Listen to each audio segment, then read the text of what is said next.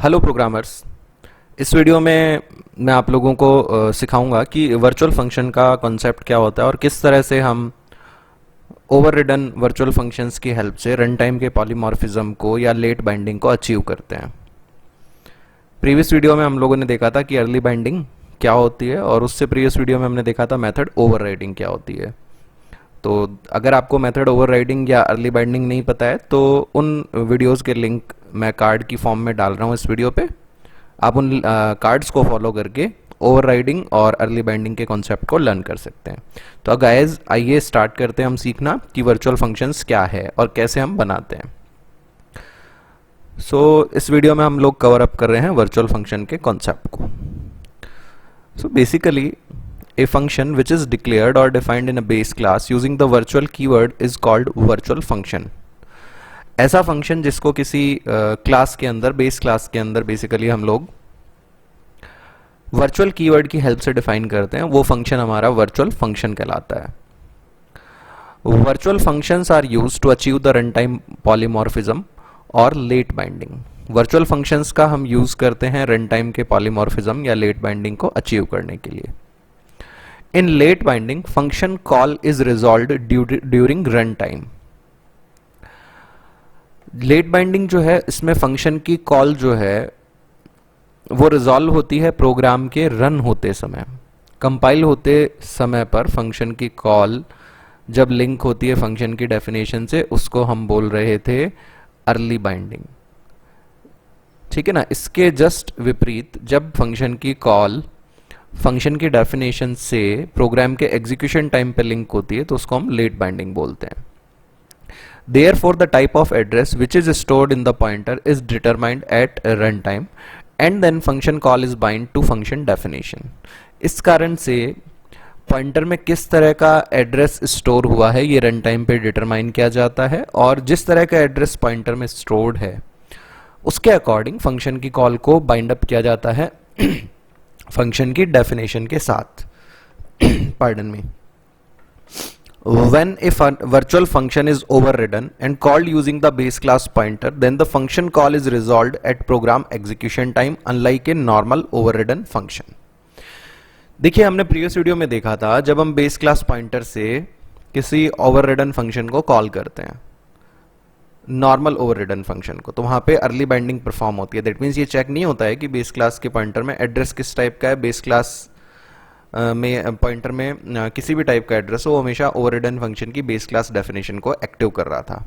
But जब हम किसी ओवररिडन वर्चुअल फंक्शन को कॉल करते हैं बेस क्लास के पॉइंटर से, उस टाइम पे फंक्शन की जो कॉल है वो फंक्शन के डेफिनेशन से लिंक होती है प्रोग्राम के एग्जीक्यूट होते समय पर। और जब प्रोग्राम रन हो रहा है उस टाइम पे पहले डिटरमाइन किया जाता है कि पॉइंटर में एड्रेस किस टाइप का है। अगर बेस क्लास टाइप का एड्रेस है तो बेस क्लास वाली वर्चुअल फंक्शन की डेफिनेशन एक्टिव होगी। अगर चाइल्ड क्लास वाला एड्रेस है बेस क्लास पॉइंटर में तो चाइल्ड क्लास वाली डेफिनेशन एक्टिव होगी ओवररिडन वर्चुअल फंक्शन की। So if base class pointer contains the address of base class object, then the base class definition of overridden virtual function is activated। यदि base class के pointer में base class के object का address store है तब base class definition active होती है ओवररिडन virtual function की।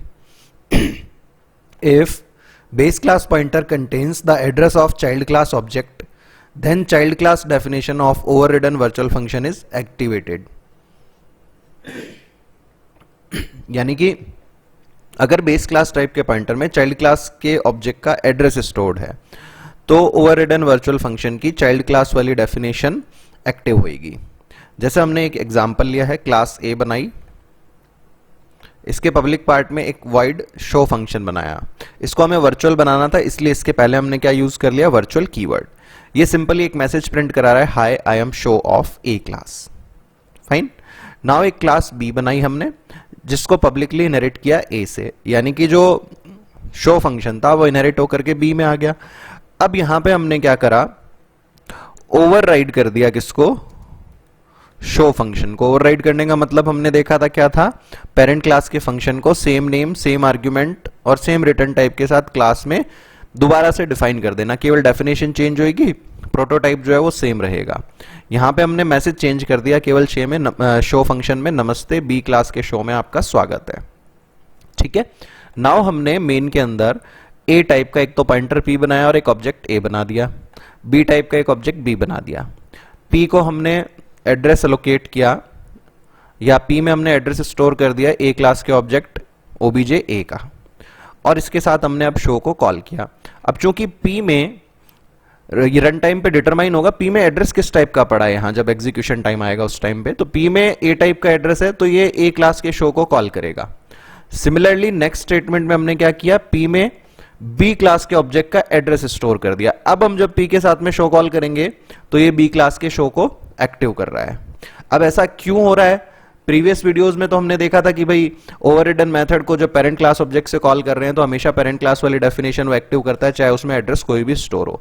ऐसा इसलिए था क्योंकि पहले जो हमने फंक्शन बना रखे थे वो नॉर्मल फंक्शन थे, जबकि यहां पे जो अपन ने फंक्शन ओवरराइड किया है वो वर्चुअल फंक्शन है।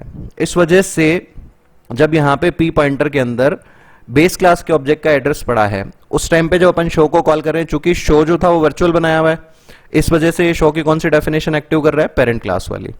जबकि नेक्स्ट स्टेटमेंट में हमने क्या किया है, पी के अंदर एड्रेस स्टोर करा दिया है बी क्लास के ऑब्जेक्ट का, यानी चाइल्ड क्लास के ऑब्जेक्ट का।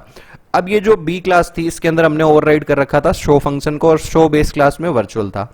इस वजह से जब मैं पी के साथ में अब शो को कॉल कर रहा हूं, जबकि इसमें चाइल्ड क्लास के ऑब्जेक्ट का एड्रेस स्टोर है, तो ये डेफिनेशन कौन सी एक्टिव कर रहा है, शो की चाइल्ड क्लास वाली। सो गाइज ये था बेसिकली वर्चुअल फंक्शन का कॉन्सेप्ट।